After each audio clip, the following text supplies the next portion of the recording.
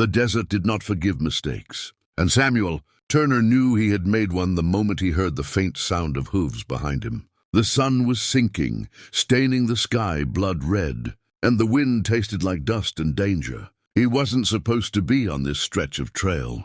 Not today, not alone, but fate had other plans. Two young Apache sisters, terrified and exhausted, stumbled from behind a cluster of mesquite trees and collapsed at his feet.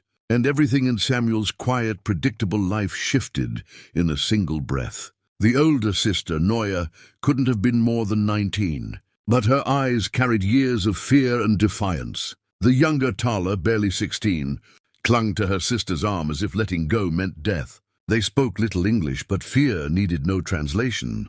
Their voices trembled as they tried to explain. They were running from their own father, a powerful Apache war chief, and he was coming before sunset. Samuel swallowed hard. A man running from a father was one thing. Two girls running from a war chief? That was something else entirely. But Samuel was not a man who walked away from those who needed help. Not since the war took his brother, leaving him with scars deeper than the ones on his skin. He crouched beside them, speaking softly, offering water, trying to calm them. Their hands shook as they drank, their eyes darting nervously toward the ridge, where the sun was slipping lower. Noya finally found words. Father, angry. He wants control. He wants to take us, force us back. We don't want that life. Tears burned in her eyes, but she refused to let them fall. We need to reach our uncle's camp. Safe place. But our horse died. Samuel looked at the horizon. When the sun touched the mountains, the father and his warriors would arrive. There was no doubt. No time, no miracle coming, only Samuel. He had one mule tethered behind his wagon. Not just any mule, Blue, the strongest, most loyal, and the fastest beast he had ever owned. The mule that had carried him through storms, flash floods and lonely miles of nothing. Selling Blue would have paid off half his ranch debt. Keeping Blue kept Samuel alive. Giving Blue away, that was unthinkable. Yet the way Tala clung to her sister, the desperate breaths, the way Noya's jaw trembled as she tried to stay brave. Samuel felt something churn in his chest, something he hadn't felt in a long time. Purpose. He didn't need words. He only nodded and untied Blue. Tala gasped. Noya shook her head violently. No, we cannot take... You can, Samuel said quietly. And you will. That ridge won't stay quiet long. He's coming. Noya's lip quivered. Why help us? Because someone should have helped my brother once, Samuel whispered. No one did. He placed the reins in Noya's trembling hands. He didn't ask for thanks. He didn't need it. Blue nudged Samuel gently, almost as if asking if this was truly what he wanted. His chest tightened painfully, but he forced himself to smile. Take good care of them, old friend, he murmured. The sisters mounted. Samuel pointed toward the canyon. Ride hard. Don't stop. Your uncle's camp should be less than an hour. They whispered their gratitude, voices trembling like leaves. Then they rode, fast, desperate, and fading into the orange glow of the dying day. Samuel stood alone, the desert suddenly far too big, too silent.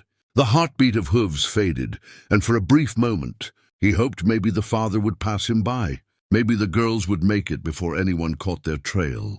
But hope was a weak shield. The first Apache riders crested the ridge just as the sun kissed the mountains. Dust swirled around them like smoke from a funeral pyre. At their center rode a broad-shouldered warrior with a face carved from stone and eyes burning with fury.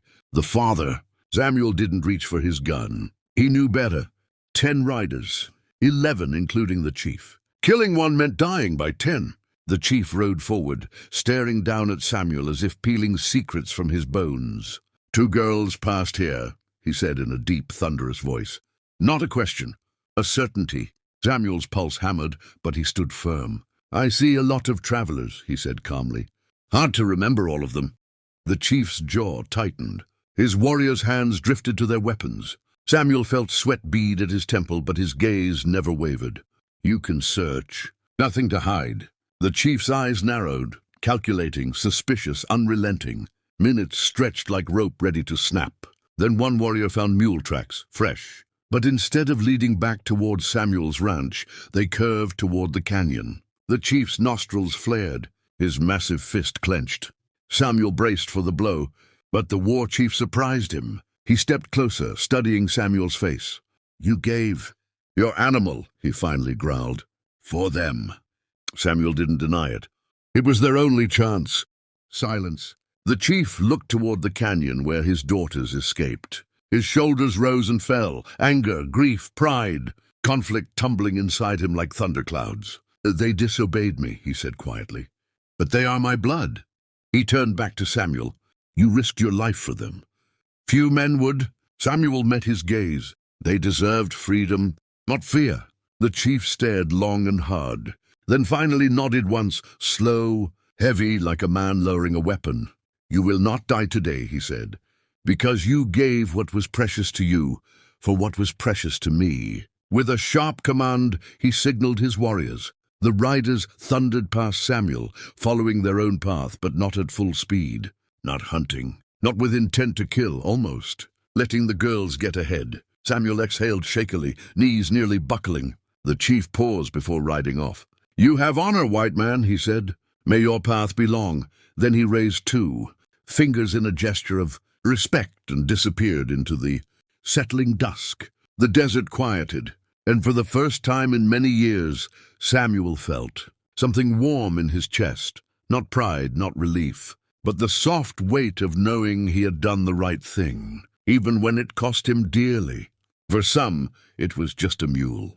For Samuel Turner, it was a choice that proved who he truly was. And somewhere far beyond the canyon, two Apache sisters rode free, because a man chose compassion over comfort, courage over fear, and sacrifice over silence. By nightfall, Samuel sat on a rock, watching the last trace of sunlight vanish. He whispered into the dusk, "Ride safe, Blue." Maybe he had lost his best mule, but he had gained something far more valuable, peace with his past, and hope for his future.